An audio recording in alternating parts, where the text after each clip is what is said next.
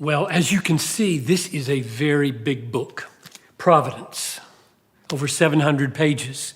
So you should ask me, don't you know people don't read 700-page books?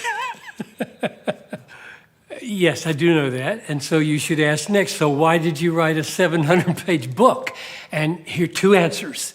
One is that a few people read 700-page books, and they tend to be the people who influence other people. And the second reason is, even though somebody may not choose to read through this cover to cover, they will be a lover of the Bible, a lover of the sovereign rule of God over all things, and they would love to have a big fat book on their shelf that's got a really good index and a really good table of contents so that they can go to it anytime they want and find help regarding a particular text. So it becomes a resource kind of book, not just a book that you'd read from cover to cover. So it's about providence. Now, maybe you'd ask me another question. Why didn't you call it the sovereignty of God?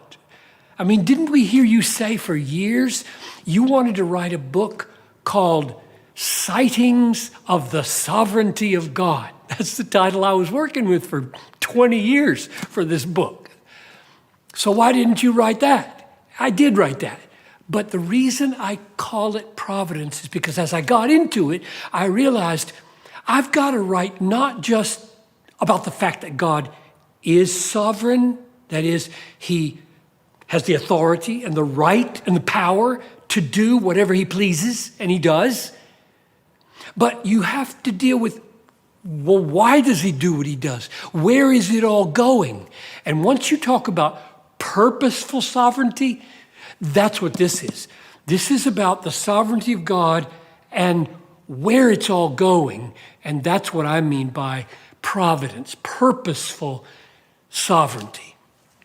So here's why I wrote the book. Here's what difference I think it will make in your life if you were to get into this. I'll just mention several reasons out of 10 that I closed the book with. Number one, I want there to be God-besotted people in the world.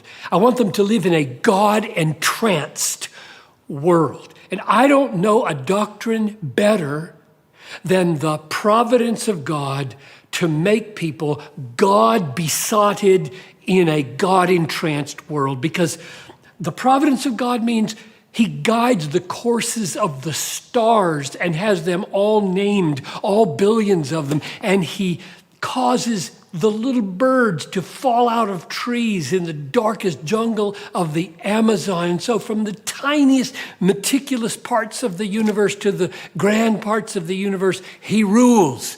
I mean, if you believe that, if that grips you, you'll look at everything differently. You'll be a God-besotted person. That's number one. I want there to be God-besotted people in a God-entranced world. Number two, I want you to have assurance of your salvation.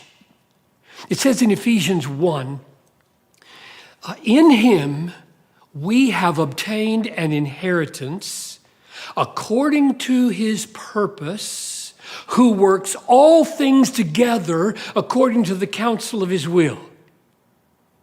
So, works all things according to the counsel of his will is providence. But notice, it's connected to, we have an inheritance.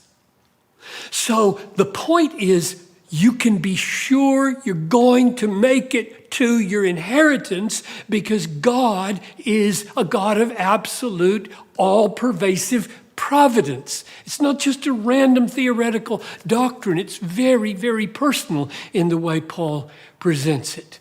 Third, suffering. In my life, in my teaching, in my experience, no doctrine comes close to providing the stability underneath your feet when the worst things happen to you. Nothing is better than to know you meant it for evil, Satan. God meant it for good. I mean, Genesis 50, verse 20 is like a banner flying over every bad thing that happens to Christians. You meant it for evil. And the you might be persecutors, that you might be your own sinfulness, that you might be the devil. It's true. They meant it for evil. God, in his providence, meant it for good. Therefore, there's a rock under your feet. You never have to say, where was God when this happened? And the last thing I would say is courage and authority to pursue the nations. You remember what Jesus said? All authority in heaven and on earth has been given to me. Go make disciples.